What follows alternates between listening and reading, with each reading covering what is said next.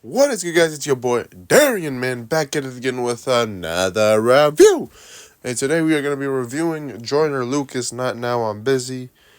Um, Now the last Joyner Lucas album, like the one before this, I thought it was a 6 out of 10. I thought it had 12 tracks. It was good. It had pretty decent amount of good tracks on it. Not gonna lie. But we're gonna be talking about Not Now, I'm Busy, and boy oh boy, is this album's gonna be let's just get straight into it, man. Let's just get straight into it. So, there's a lot of worse tracks. Let's get to the good stuff first, actually, though. Best tracks, man. Sticks and Stones featuring Conway the Machine. I think Conway definitely manhandled that track, though. Definitely saved the track. I think Joyner didn't ruin it, and I thought the beat was alright, but overall, it was fun. Three Little Pigs was a really good track by Joyner, showing his ability to think out of the box, be creative, not just obviously telling you, the story of the Three Little Pigs, but being able to um, attach, the pigs and the wolves to characters in real life that obviously matter, and attaching the pigs to the cops, attaching the wolves to the black people, and the issues with poverty, and the issues with being considered dangerous, and also being considered animalistic, and just considered to be non-human. So I thought it was a really good track in terms of that. I think the beat was still trash, but I'd give him the benefit of the doubt because he connected something as a childhood story, well, yeah, it could be a childhood story, or just story that you were told as a little kid, to real life. So I thought that was pretty awesome. 24 Hours to Live was definitely the best track on the album. I think it was an awesome purge track. I think the beat was actually really good here, and I think the chorus was alright, but it's alright. I think Joyner absolutely killed it, destroyed it, basically telling us what the fuck he is going to do when he has 24 hours to live. He's going to do basically all the radical good shit that most people are saying, and most people have been low-key kind of, saying that, has value when, I guess, a purge happens, but not when, not doing it now, obviously. Giving back to the poor, robbing shit, taking out the government. If he could do that and, have people behind him, that's cool. That's awesome. And then, telling us, asking us, what the fuck would we do if we had 24 hours to live in this crazy sequence. So, thought it was good. Still alright, featuring Logic and Twista. Was alright, but alright in a good way. I thought, everyone did their thing. Everyone, just was good. Logic being his happy-go-getter. Twista telling us more about him and getting to learn more about him. And yeah, I thought it was a good track. But let's get on to these worst tracks, man. Put Me On. I'm gonna be honest with you, I forgot. I don't even know, because this was the first track, and it did. If it was supposed to like really hook you into the album, and it just didn't do that. It wasn't bad per se. It was just not that good. I'm the Third. I'm gonna be honest with you. I still forgot what the fuck it was about, but I can tell you that it was probably very, again, the production on this album was so ass. I can tell you the production is one of the reasons why I definitely disliked it. And honestly, I think Joyner probably wasn't really talking about anything interesting, or I think he was fast rapping. He was definitely fast rapping on this track, and he didn't really say anything that I cared about. Waiting on This was another track where the chorus was complete trash. Him just fast rapping again. The beat was trash. It was whatever. Broski had an interesting thing to it, so I didn't like the track at all. I knew it was gonna be bad.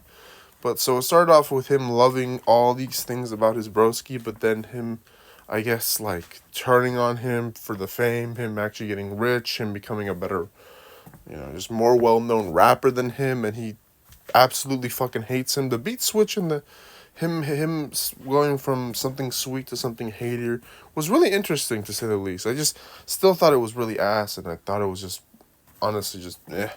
And honestly, I just want to know who the diss is for. Is it Action Bronson? Is it Fat Joe? Because you said that the person that betrayed you was your best friend.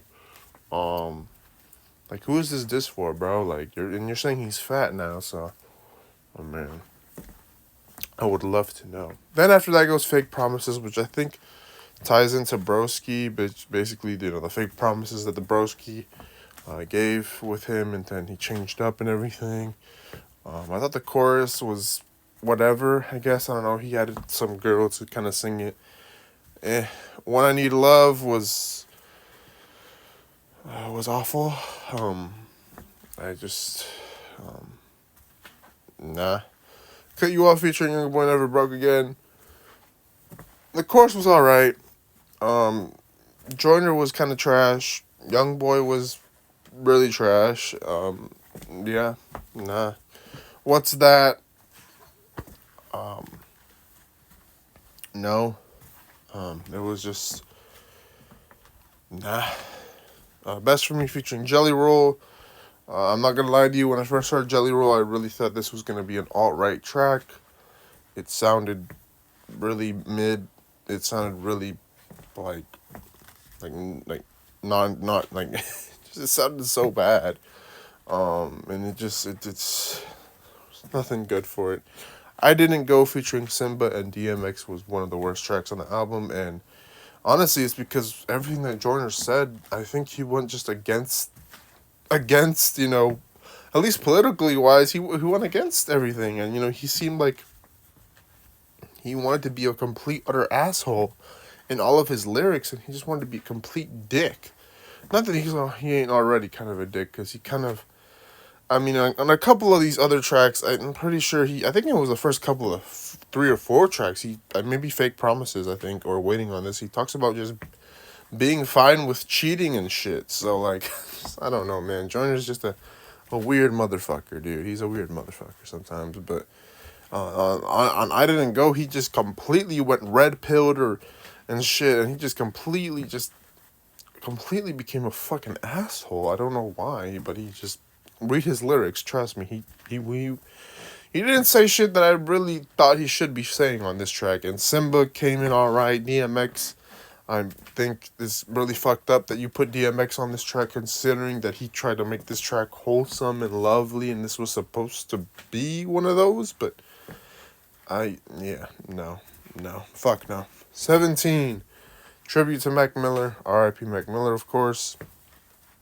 He sampled the Donald Trump sample, which I didn't know was actually sampled from Sufjan Stevens. I don't know, I forgot the song, what it's called, but it's actually sampled from that, so that's awesome. But I didn't like it either way. Donald Trump is so much of a better track. I'm just going to go listen to that. I'm not going to listen to Joyner talk about, moments when he was 17 and being a fucking dumbass. I mean, I'm okay.